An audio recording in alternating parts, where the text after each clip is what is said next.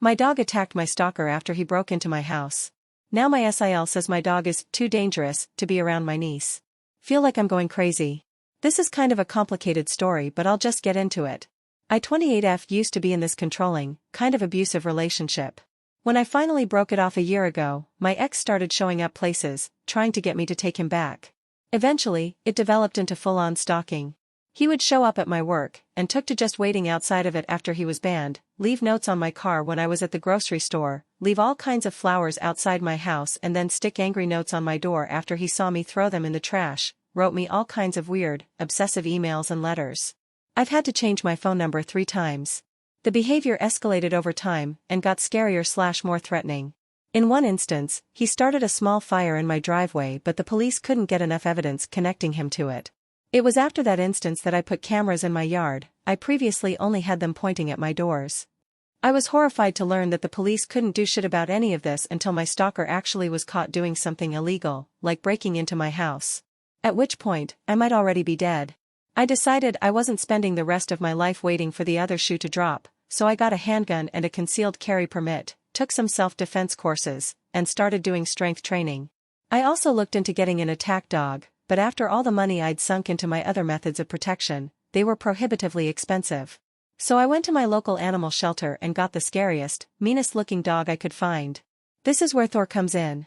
He's a 100-pound American bulldog, looks like he'd rip your throat out on sight, but is basically a gigantic teddy bear. He loves every person he's ever met, is incredibly sweet and gentle with my 4-year-old niece, enjoys other animals, and even loves the mailman. I just kind of accepted that he probably wouldn't do anything to protect me from my stalker, but it didn't matter that much because having such a huge dog made me so much more confident. I brought Thor everywhere I could, and was working on getting him trained enough to be an emotional support animal, so I could bring him inside places with me. I absolutely would not do this until he was trained well enough to not disrupt a regular service dog.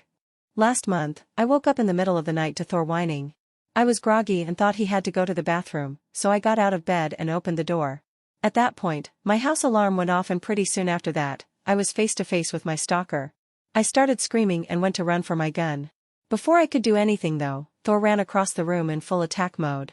The memory is really blurry for me, but there was blood all over my living room, and I remember my stalker was eventually able to escape, at which point Thor chased him outside and then came back to me. When the police showed up, they said Thor was a hero who'd probably saved my life.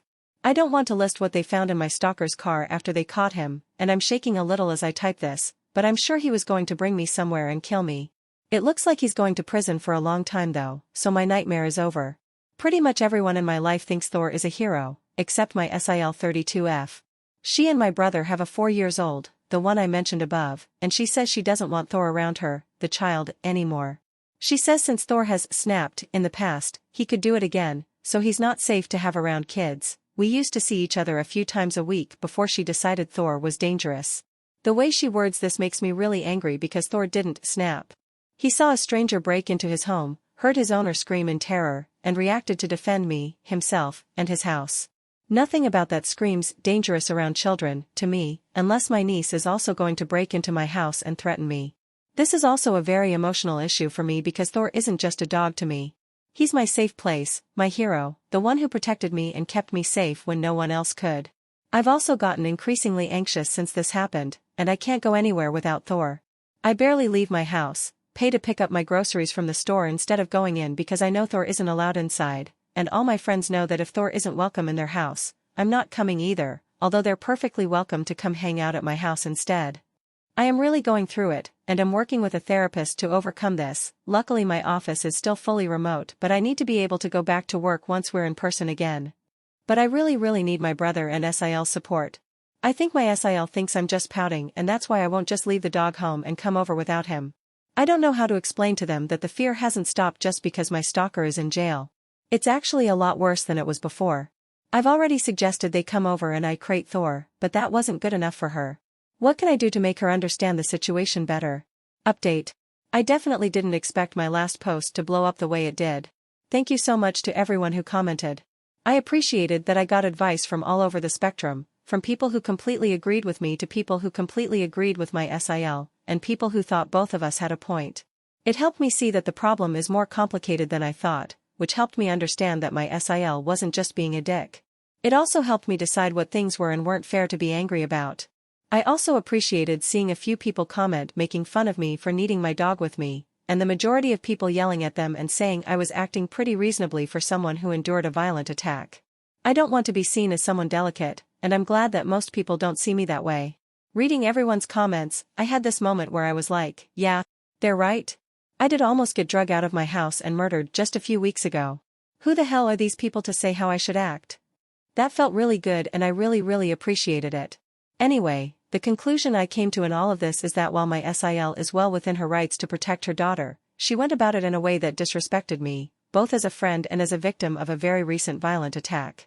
Both my parents and her parents live locally and babysit all the time. She and my brother could have easily dropped my niece off with them and came to visit. It probably would have been a while before I even noticed my niece wasn't coming around, at which point I would have been in a better place and more understanding that she was uncomfortable with her daughter around Thor. Regardless of what some people said about how my SIL and brother don't owe me anything and all their allegiance goes to their daughter, I simply do not feel that way. We were extremely close before this happened. I was always there for them, and would literally drop plans to babysit my niece if my brother and SIL needed a night to themselves. The very least they could have done for me, after I was almost kidnapped and murdered, is try to find some compromise. We went from seeing each other 3 times a week to pretty much not seeing each other at all.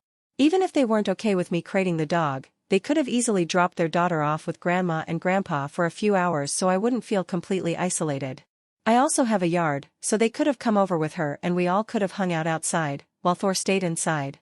I've been upset about this for a while, but wasn't sure if I was right to be upset until so many people echoed that sentiment. So I appreciate it. I invited my brother and SIL over. I promised it would only be an hour or 2 and insisted they leave my niece with my parents, and tried to lay all this out without being confrontational or acting like a dick. To my surprise, my brother and SIL had no real understanding that I've been having a difficult time. They thought I was basically fine and everything in my life was more or less back to normal now that my stalker is in jail. I didn't get into it in my previous post, but during the year that I was stalked, I worked really hard to not show many outward signs of fear.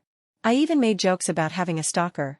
I knew people wouldn't want to hang out with someone who was constantly going on and on about some bad thing that was going on in their life, and I didn't want to be that person who was perpetually in crisis.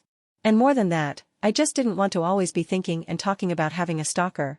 I wanted to not think about it as much as possible. So I guess I might have come off as unaffected by the whole thing.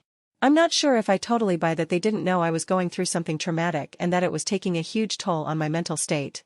I mean, I got a gun and paid for tactical training. I bought a home security system. I got active in self-defense classes and strength training, things that I previously had no interest in. Even if I wasn't walking around telling everyone how scared I was, I think anyone would have been able to tell. Plus, who just brushes off having their house broken into in the middle of the night? It seems crazy and they don't seem so emotionally unintelligent that they'd think that. But both my brother and SIL did apologize for being insensitive, and when I pressed my SIL on why crating the dog isn't good enough, she eventually relented and said that it would be fine. It probably helped that the entire time they were over, Thor was asleep and loudly snoring in his crate.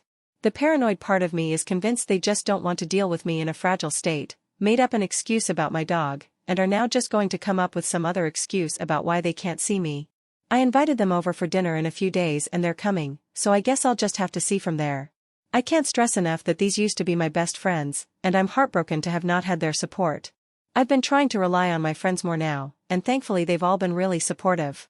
I'm really lucky that this happened during the pandemic, because nobody is getting frustrated with me that I've basically refused to leave the house for a month. They're all perfectly happy to pick up takeout and come over to watch TV for the 5th night in a row. In other news, yesterday I left my dog at home and drove around my block alone. I was shaking the whole time but I did it.